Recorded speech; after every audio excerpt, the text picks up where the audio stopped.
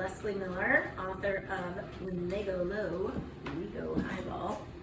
And I'm here today to teach you how to make an extra gin patch. It's a tomato water martini. Tomato water is not an ingredient, many of us know. And so I thought this one would be a good one for a video to explain what in the heck I'm talking about. For those of you who like dirty martinis, this is also delicious. You're gonna love it. So first, I'm gonna show you the tomato water. What is tomato water? It's just the liquid that drips out of a cut tomato. So last night, I took a pint of cherry tomatoes and I blitzed them in the food processor with about 2 teaspoons of salt. You want it to be pretty salty. Just until they're crushed. This is my Chemex. It's supposed to be used to make very fancy coffee. I use it more to make tomato water for my martinis. I have something else to make coffee. I love coffee too.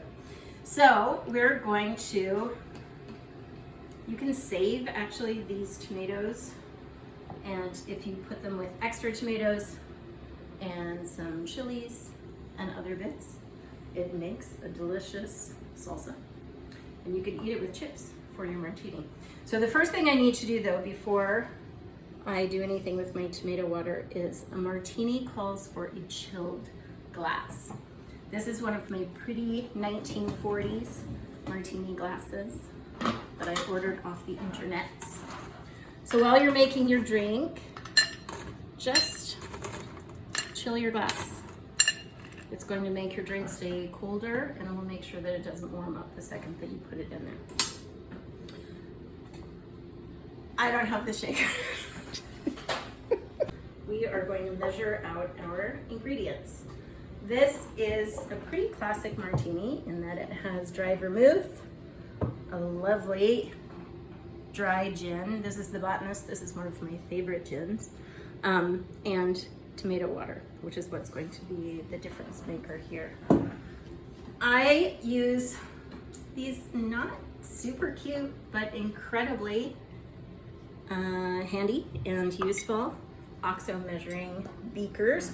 I actually got them before I wrote the cocktail book, and they were my friends. There's no ice in here yet. You don't want to put ice in your shaker until you are ready to go, because it's going to over dilute. That was 2.5 ounces of gin. Any London Dry will work.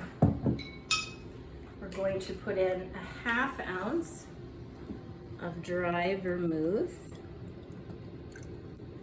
just a little bit, and then we're going to put in our 3/4 ounce of our tomato water in here. Since this is a pound of cherry tomatoes, I just wanted to see about a 3/4 cup is how much that made. So 1 pint of cherry tomatoes, that's what it did. And now I'm going to do 3/4 ounce of our tomato water. You can make it so the tomato water is perfectly clear. If you chop them by hand, that might happen for you.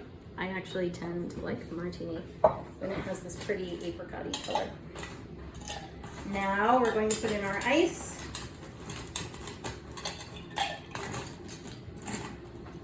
And shake for about 10 seconds.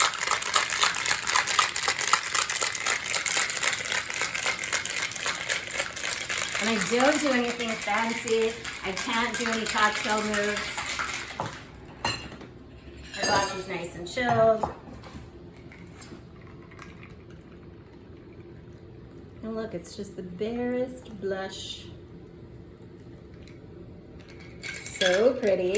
Ordinarily, as you know, a martini would have usually either a twist or it would have an olive. But for this one, I like to put those cherry tomatoes right on top, and just for fun, you can leave it out, is just a few drops of olive oil on top. Cheers. So this drink is in the book. Remember, it's called the Extra Gin Patch. This is in the picture section, actually. Because I don't have a herd of ladies over here right now, and it would be dangerous for me to have 6 of them, I divided the recipe by 6. So here it is in all its glory.